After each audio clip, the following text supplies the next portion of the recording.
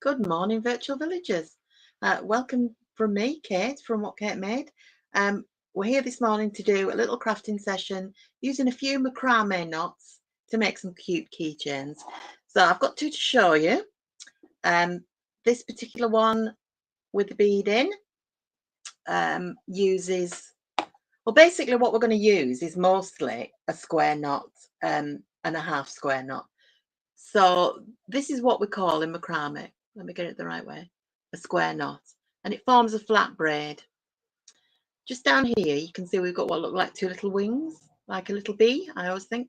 That's called a picot, and it's formed in a similar way. I'll show you that. And the last knot we've got here at the bottom, whoops, is the binding or gathering knot, and that hides all our ends and makes a nice neat finish, stops it unraveling.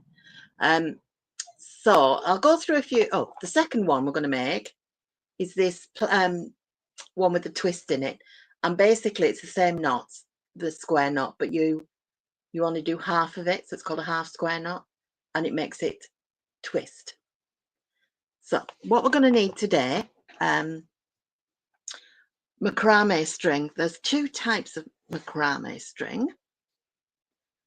I'm only going to use one today, and I'll explain why. I'm trying to get you up live, if you just bear with me a second. There we go. So I can see all your comments, so if you're out there, say hello.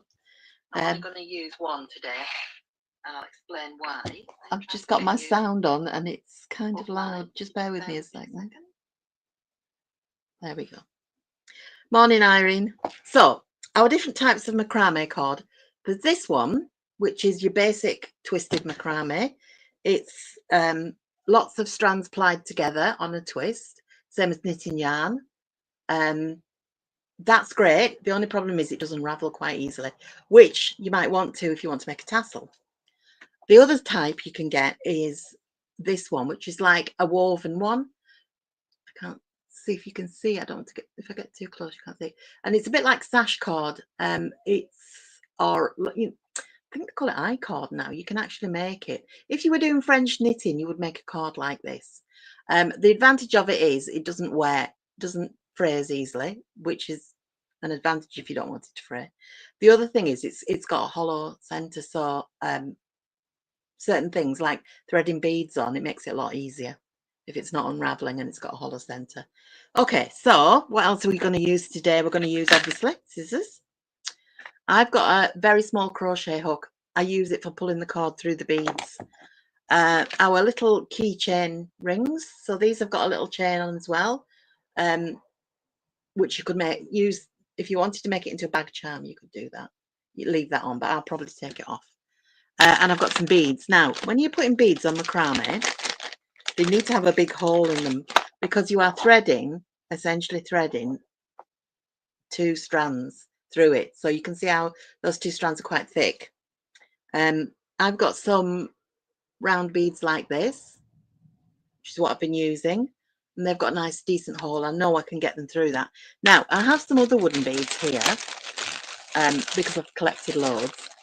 The holes aren't big enough in all of them. However, what I was going to try and do, and I couldn't find my drill, was drill them bigger. So if your bead is quite big like that one and it's wooden, it possibly would work with plastic beads as well, I'm not sure. You could choose a drill bit slightly larger than your hole and make the hole bigger. But as I say, I struggled with my drill bit this morning. So, oh, there's another one. Now that one's got quite a big hole. I might use that one because it's a different colour. So that's what we're going to use. I don't think there's anything. Oh, I've got a cutting mat that is just provides me with a surface. I've also got a little bulldog clip, and I use that to clip my work to my cutting mat so it doesn't move around when I'm working.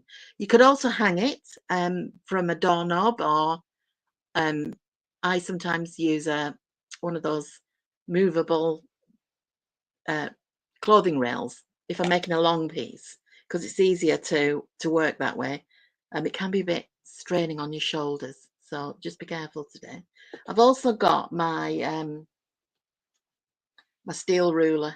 So my steel ruler is 45 centimeters, which is roughly half a meter. So that helps me with how much cord I need. Now, for both of these, we are going to need 2 strands of a meter and a half, depending how long you want it. So a meter gave me just enough to get to that point. So if it's the first time you've done this, I would recommend you get a meter and a half. It's better to have extra than not have enough. Now, we might struggle a little bit with the camera this morning because we need to have you focusing directly on my hands. I'm going to try it. I have got my live feed up so I can see what you can see. So I'm going to turn the camera now. Please bear with me.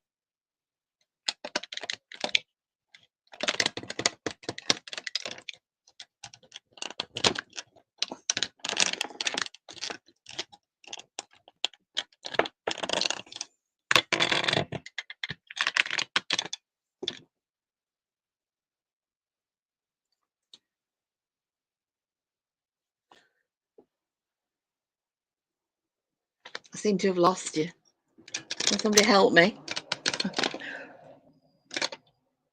My camera's gone off.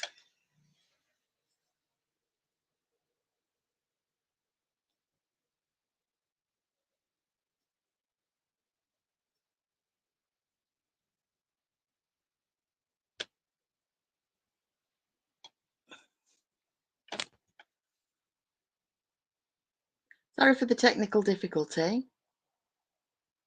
Could somebody help me get my camera back on?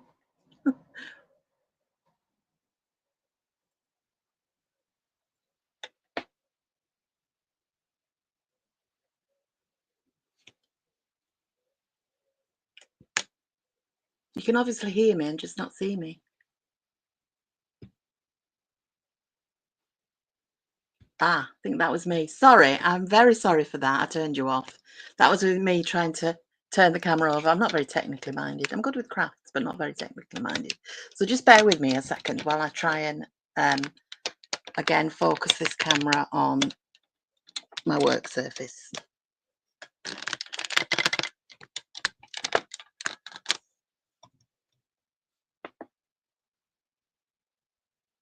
Are we there yet? Yes, we are. Okay, so now you can see my work surface. I do appear to be upside down.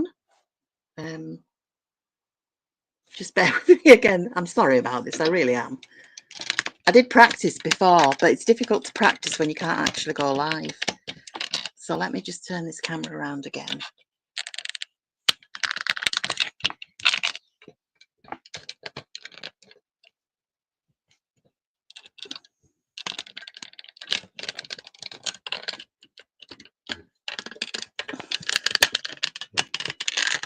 Let's see what that gives us.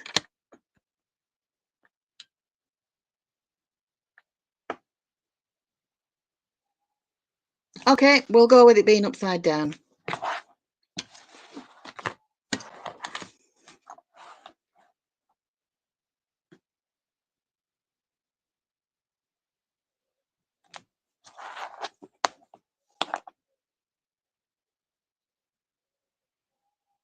So you can see my clip at the top here.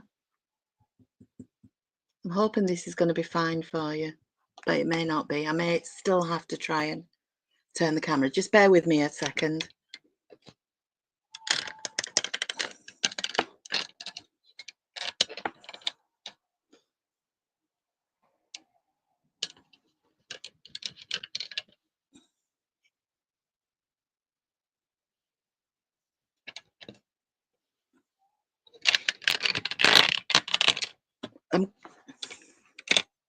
I'm going to work with it like this, and I'm going to do it upside down. Heavens forbid. So the bit we can do without it worrying about it being upside down is measure our cord. So I'm going to start with this nice cream cord because I quite like this, and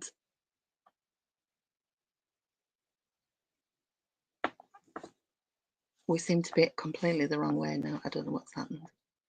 Anyway, I'm going to measure because I said this is 45 centimeters, I'm going to measure it with 3 lengths. So that's 1.5 meters roughly. I just want to make sure I've got enough to show you without there being a problem. So I'm going to cut that, and I'm going to measure another one. We've had enough problems so far. Okay, so now we don't need the ruler anymore, so I'm just going to push that to the top, the bottom now. So you take 2 lengths of cord and you fold them in half. So you've got 2 loops at the top like this. Okay. Now the next bit, we're going to fasten these on to our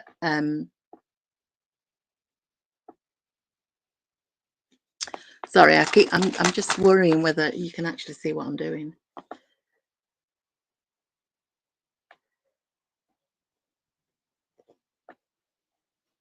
I'm taking the little chain off the ring.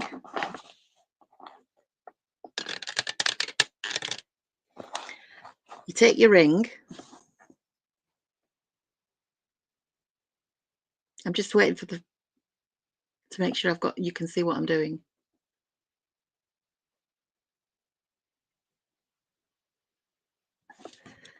Right, so with the first cord, put the loop end through your ring and then take the 2 long ends through the loop.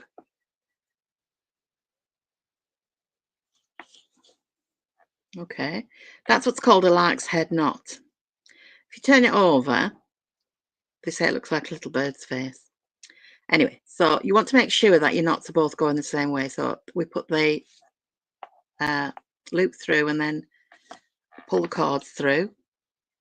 And what you should have when you turn it round is 2 little horizontal bars like that.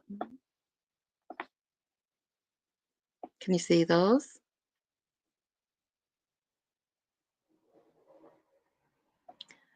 Now, at this point, we're going to fasten our macrame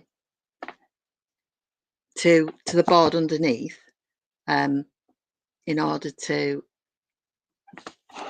be able to work it properly. So if you just bear with me a second, I'm sorry this is being so clumsy, but I've struggled with my camera a little bit again. I'm going to need to practice more. I'm just going to turn my board so that I can fasten it that way.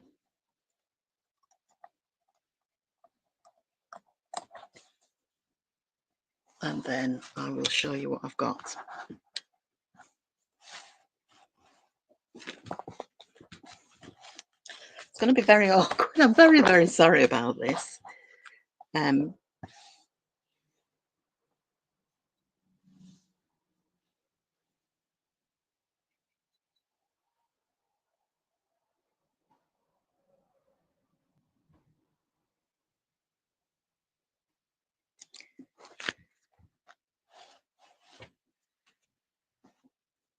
Now, hopefully now you can see where I've got it fastened on the end. This is not going to be one of my best efforts.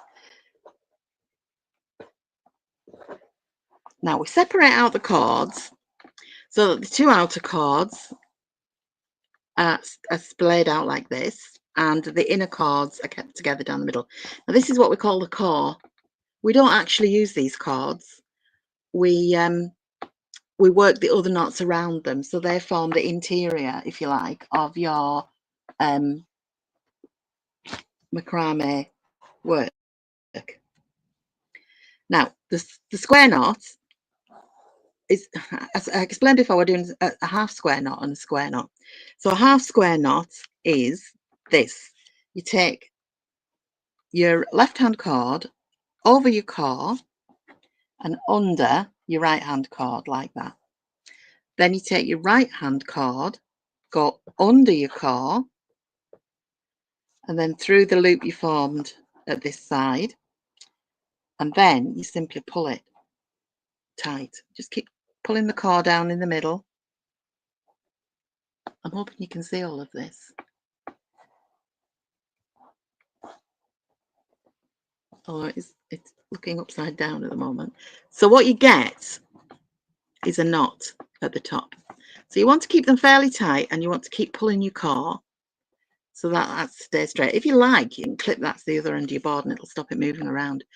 So this is what we call a half square knot. You can see it forms a little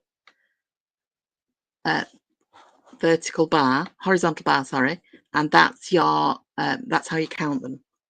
So the full square knot, you do it in reverse. So you take your right hand cord and you pass it over your core, and you take your left hand cord and it goes under the core and through the loop you made with your other cord, and then you just pull it again. So together you've got two halves make a whole, and you can tell you've made a whole square knot because there are now two of these little horizontal bars. You can push them up and keep them quite neat. So that's your first square knot. Now we're going to work 4 square knots. So again, we start with the left hand cord and we go over the core and under the right hand cord. Then the right hand cord goes under the core and through the loop of the left hand cord. Now, as I said before, it's 2 half knots. So we know how many we've done. So if you get lost and you think, oh, I don't know which cord I use, then if it's an uneven number, it's the right hand cord, and if it's an even number, it's the left hand cord. Okay, so our next one, because we've got 1, 2, 3 of those bars, is going to be the right hand cord, which is going to go over and under that, and that's going to go under and through, and we're going to pull. As you get used to this, I mean, if you've never done macrame before, you may spend ages, quite frustratingly, not being able to get your knots to actually knot. But eventually you'll get so that you do it quite quickly like this. It's easier if it's pointing the other way, obviously, but my camera's not playing ball. Keep pulling the core so that it stays straight in the middle, and move your knots up so they look nice and even. I'll do one more, and then 1, 2, oh no, it's the other side. Then I will show you how the bead goes on.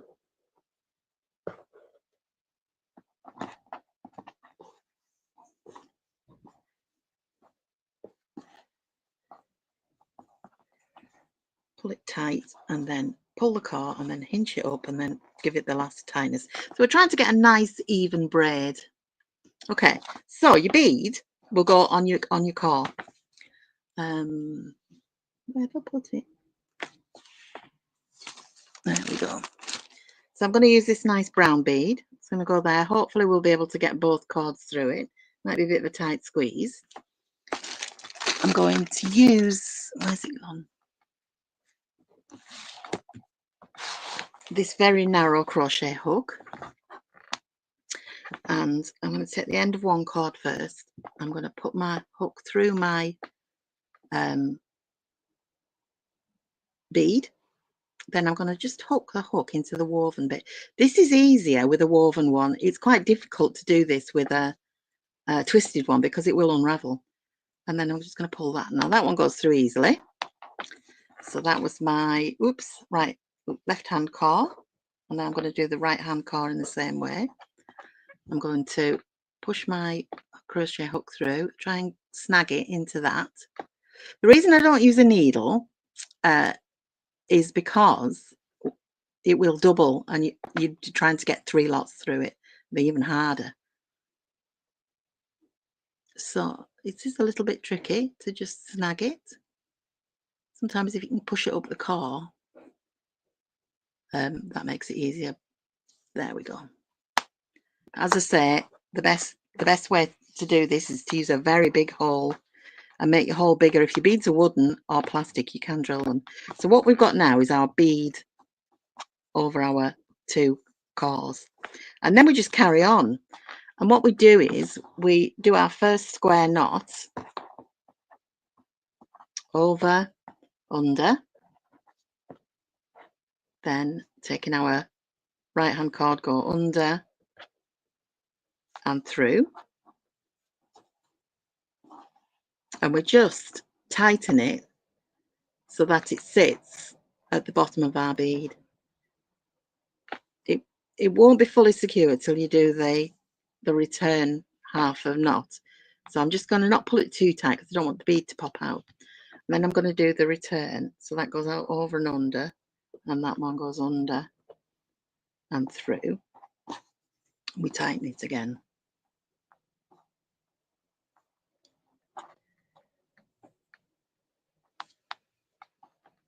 So we'll do one more square knot, over,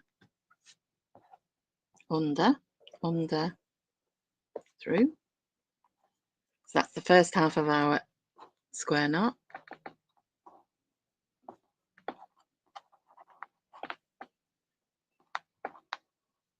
Push it up, make it snug around our bead, and do the second half.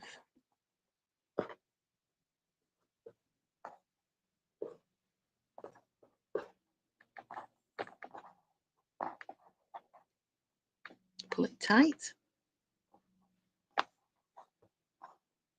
Okay, so I want to show you, where's the one I made earlier?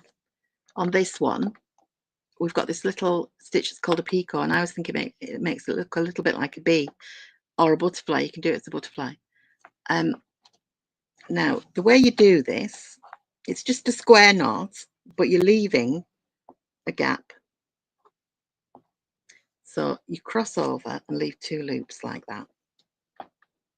We can tighten them up later.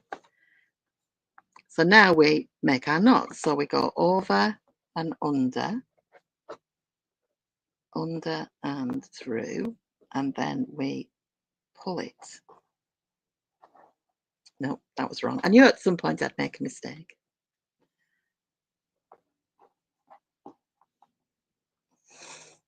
It's quite difficult to make. They're not difficult, they're just a little bit fiddly. So now I think I do it that way. You just leave a loop. Oh no, I know what we did. I'll remember eventually. We start our knot further down. We will make loops. So let's put our strings out to one side. So that one goes over and under. That one goes under and through. Now what might help at this point is putting a little clip on all of them. Well, that's where you want your knots to be. And then that will help stop you not running right up and getting rid of your little loops. So what you do then, you just saw me do it. I'm just going to finish off the other half of this square knot. Tied just exactly the same way, but we've left this gap. And then pull that tight. And then you do what we've just done, and you hitch this knot up to meet that knot, like that. And it makes you the 2 little wings. Just going to pull those a little bit tighter.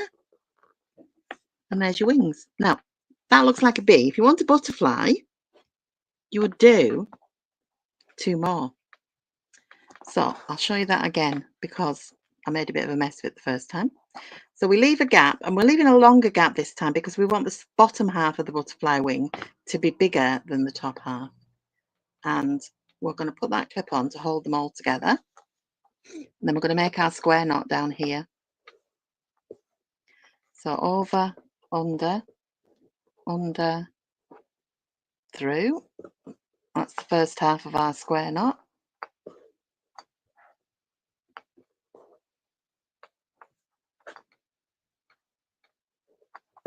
Keep our core nice and steady.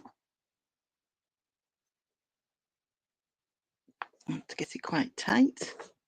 And then the second half, as the cords get shorter, I always think it gets easier to do the knots, but sometimes it isn't always feel easier. And then we're going to just pull these tight. And then we remove the clip and we push up the knot. And there we've got our second pair of wings. Just going to give that a little bit more of a pull. And then tighten it there. And then I'm going to do one more square knot. So you can see those wings are bigger than the upper ones. I'm just going to do one more. I'm just going to do half square knot. It's just to fasten off this bottom. So that one goes over and under. That one goes under and through.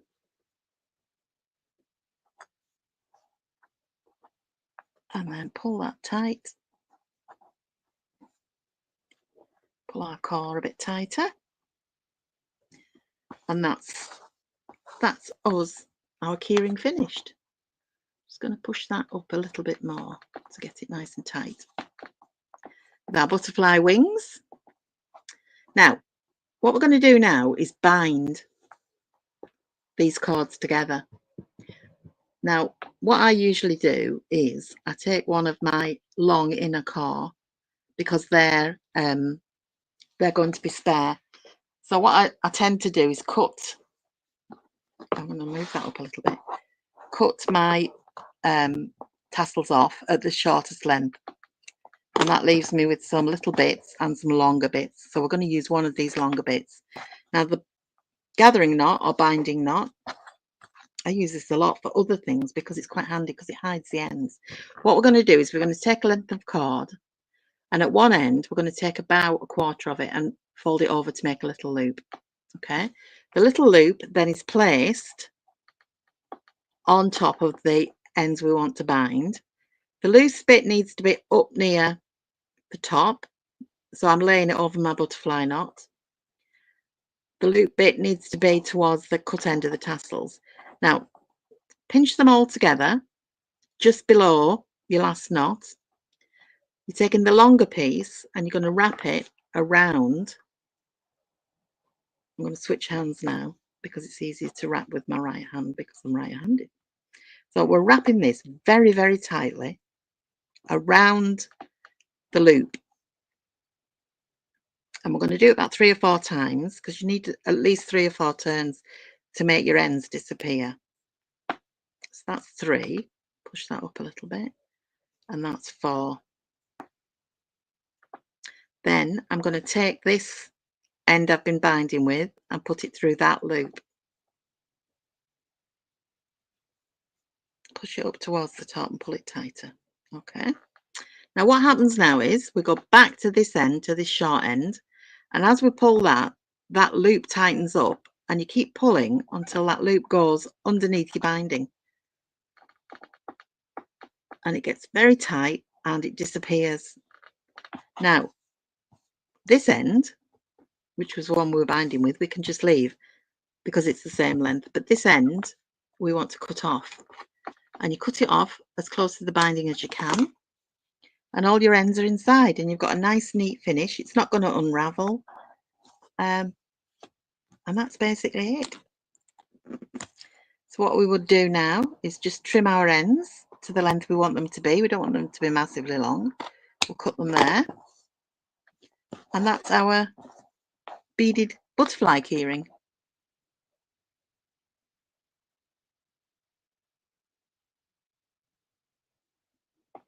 Okay, how are we doing for time? I'm going to show you very quickly the plaited one because we know most of the moves now. Let me find my other keyring end. Again, it's the same amount of cord. I'm going to use this nice sort of peachy colour. So it's roughly 1.5 meters. That's 3 lengths of my cutting board. 2 of those.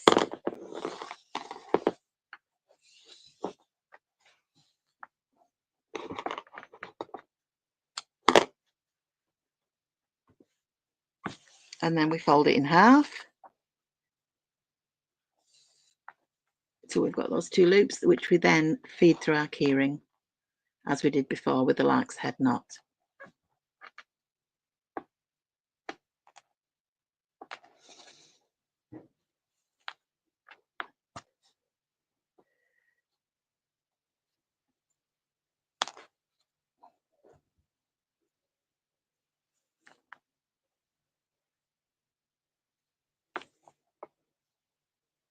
So pull that nice and tight, and then we will fasten it as we did before to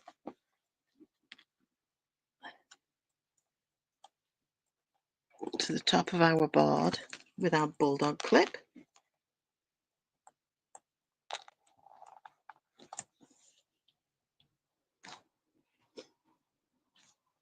Okay, so I said it's very similar to what we did before.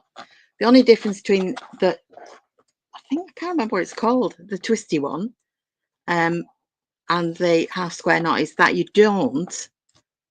work all your knots in the same direction. So you don't do a return knot, if you like. I'll show you better than explain. So as before, you want to separate out your cords, leaving the middle core separate. So this is what we did before. We went over and under,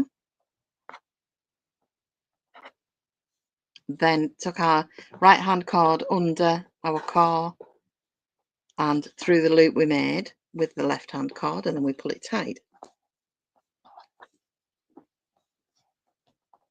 Now what we do is we don't do our next knot with this side, we just carry on knotting with this side.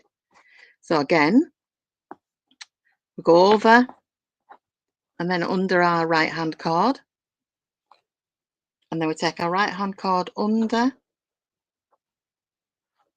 and through that loop. I really hope this is making sense to you. Sorry. And I promise I will sort my camera out for next time. So again, left hand side only.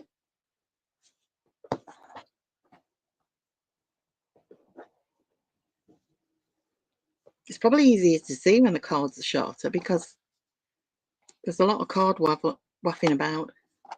We're just trying to keep this core from twisting,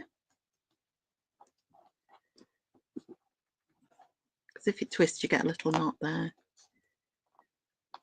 Now very soon we'll see it start to spiral. Sometimes when I'm using macrame, I find it easy to put if I put a peg on the end, I find it on the end of the cords that I'm working with, I find it a little bit easier to maneuver them, especially if it's hanging. So that goes under, particularly when they're long. If you're doing a big wall hanging, you'll have meters and meters of cord as well, and then it's quite handy to roll it into, make like a little ball, and like you would if you were knitting, and just peg it and dangle it. Now you can see it's starting to twist a little bit. It does take a little while to get the twist.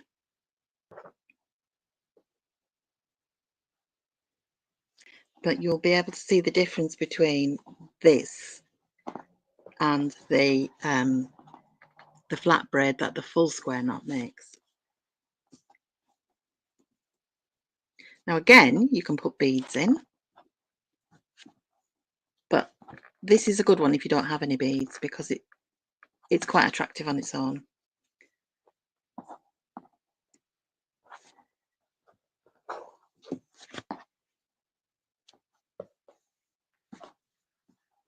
It will start to twist, I promise you.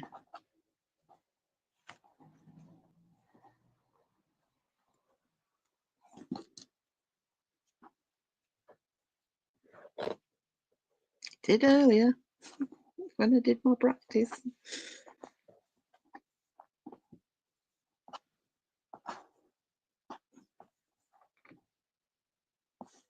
There, you can see it's starting to twist now. Just need to get them. That's it.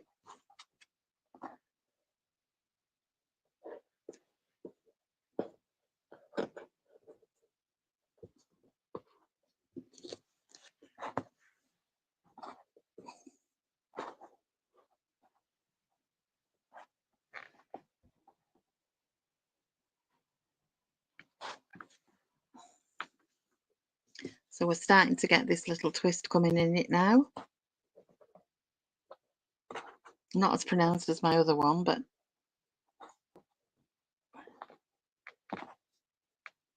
So you would keep going until this is the length you want it. I'm just going to unpin it now because we are running short time, and it will start to twist as you go. And then again, you would bind off the end in the same way with the binding knot. Okay, I'm just going to turn the camera back up if I can without breaking everything. Hi, so sorry about this, technical difficulties. So what I will do is, because I will re-record it and pop it on my page to make it just a little bit easier. But we have two nice key rings. We've got this green one with the single picot, and we've got this white one that we made today with the butterfly with the double picot. And we've got, where's the twisty one? There, we've got the twisty one as well. So, cute key rings, easy to do. You could do it with parcel string. You don't have to have proper macrame cord. As long as you've got a keyring end and a bead, you don't even need a bead. Thank you for putting up with me today. I will apologise again that my technical difficulties kind of made it a little bit difficult to follow. As I say, I will try and put a more clear video on my page so you can pop over and have a look at that later. But thank you for watching, and I will see you again in a fortnight. Goodbye.